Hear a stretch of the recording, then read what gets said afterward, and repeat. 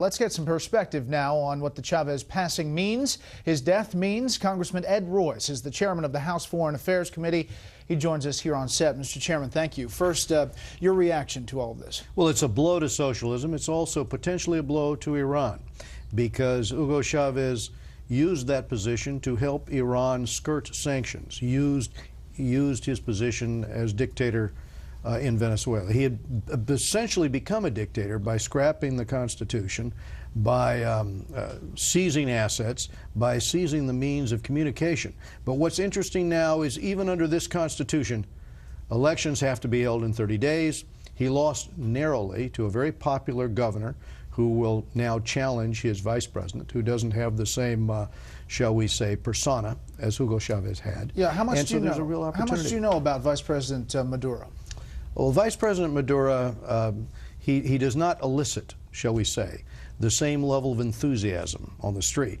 And as opposed to the marathon runner, who is the governor, who runs a state very well at a time when the rest of the economy is absolutely in a state of implosion, really is a stark contrast to those who feed on class hatred.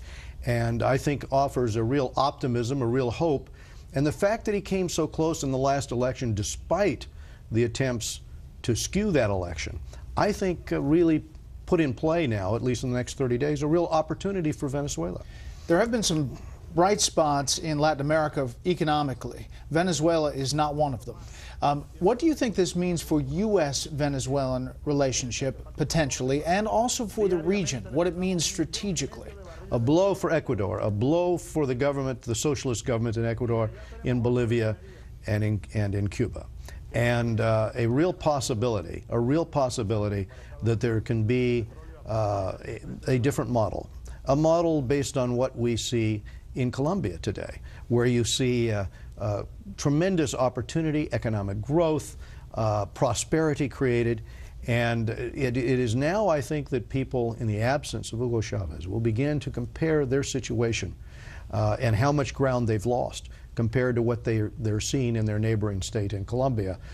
And I think that that is perhaps the most hopeful thing in terms of a new direction in Latin America.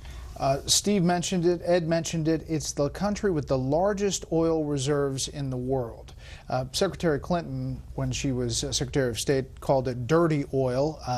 It's not Saudi Arabia, it's Venezuela, but still it has a lot of power in the oil market. And will this have an effect on any of that?